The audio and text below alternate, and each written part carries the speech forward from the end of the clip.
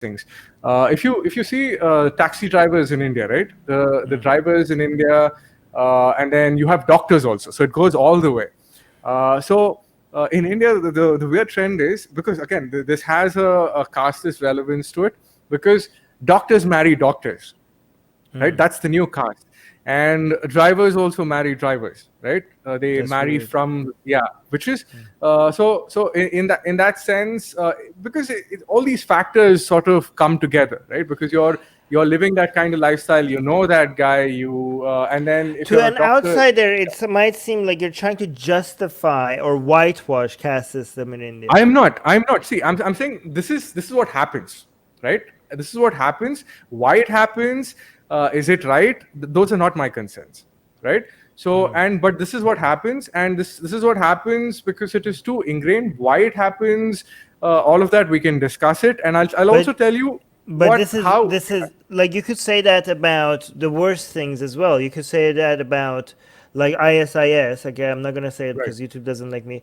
Like, you could analyze why stuff like this happen, and you could come up right, with an explanation for it, right? How it right, happens, why it happens, and you could also argue that it will happen, and it does happen. This is what right, happens. This is what. right. But to some people, if they don't know better, it seems like explaining. We just have to make it clear that explaining that something happens is there's a difference between explaining it and Right. excusing it, Oh because yeah. So sometimes people put like say seem like they're explaining something yet, but actually they're trying to excusing it. Do you know what I mean?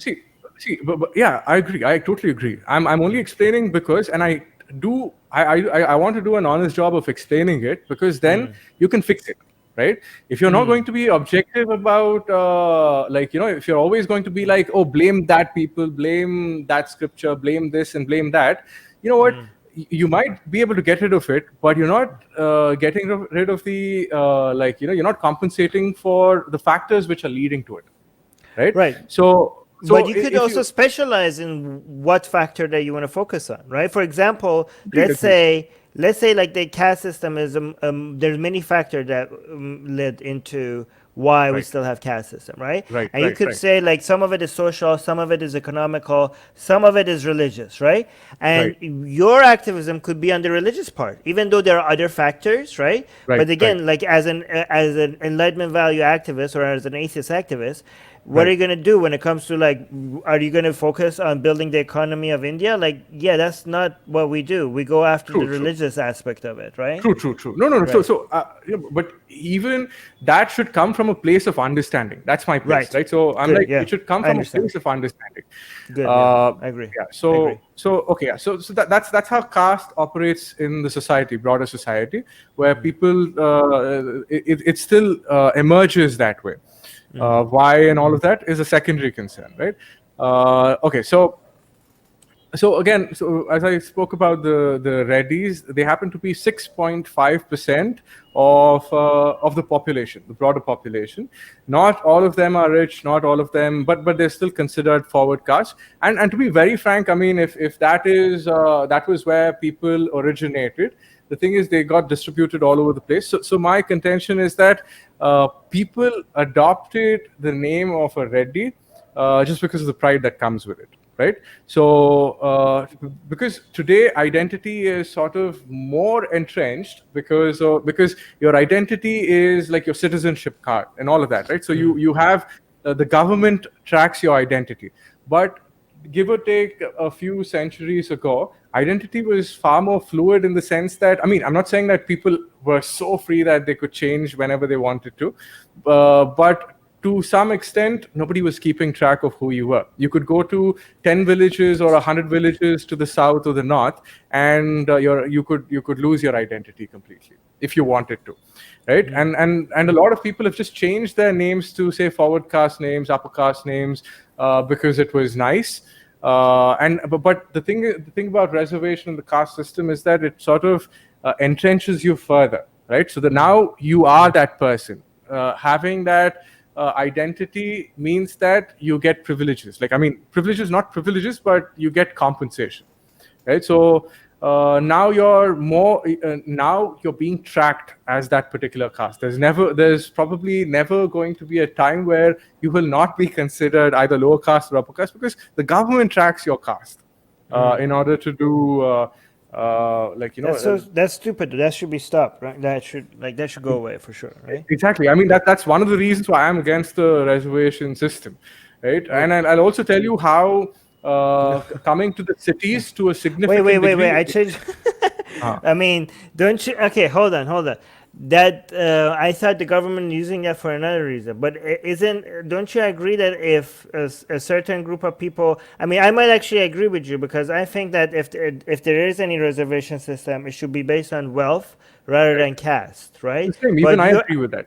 Okay, you agree with that. Okay. Yeah. So yeah, I agree with that as well. But I do think there's justification for some sort of a reservation system. Oh yes, 100%. Okay, good. Yeah. Good. See, All right, one problem with this reservation thing is that one is you are not making more opportunity. You're like, again, it's going to be it's not about making more opportunity. Now just for the people who don't know, the reservation system in India is kind of like the quotas in United States. Yeah. For people who don't know, like it's a way to level the playing field and to bring up the caste system and adjust for the discrimination that they faced before. And just like in the United States, when I say like if there is such a thing, it should be like focused on root causes, and it should be based on education, and it should be based on wealth rather than skin color. I would say the same thing about India. I think if you want to adjust for past, for anything, you should for anything that anything that made a certain group of people fell behind. If you want to adjust for that, it's better to do it based on wealth, because wealth will adjust for more for intergenerational poverty and everything else, more than if you focus on caste. And also, if you focus on skin color or caste, it actually creates more conflict between caste or different people of skin colors today.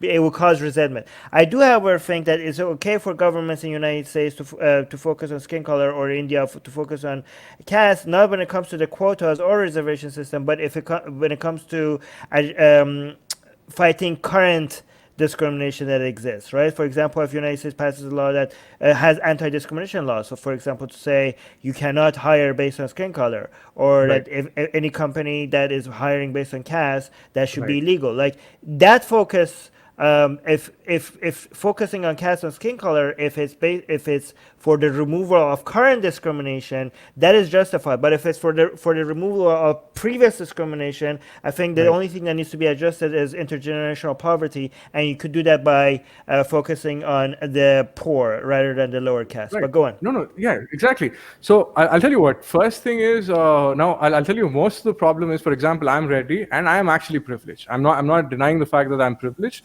because I think my family has made all the right decisions to stay, somewhat wealthy, right? From a sense that they moved out of the villages, they moved to non-agricultural income, and they moved to living in the city.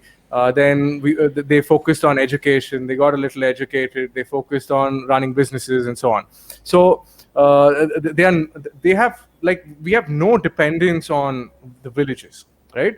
Where the caste is most importantly there, but there are still a lot of people of the same caste, like my caste, right, who were never privileged to begin with, from a sense that they didn't have anything to begin with, but still they are considered forward, right? And given that they've never benefited from in the past. So you're saying there are some. Okay, you are saying there are some people that are labeled as upper caste, even though they didn't get because they've just recently been upper caste, so they didn't accumulate the wealth that is associated with the privilege of generations of being upper caste. So you don't have that history behind your family doesn't have that history behind them, but now all of a sudden you're getting hit with this reservation system that is based on caste rather than wealth, so it's not adjusting things properly. That's what you're saying. True. I mean, 100%, right? Like, for example, I'm just saying that, see, caste is identity. It's just a name. You were born with that name, right? And for that reason, and for that reason, like, people who just happened to have that name but had no extra property than, say, a low caste person, or like, the average person, he is, but for perpetually he is going to be labeled. He neither benefited before, neither is he going to benefit right now.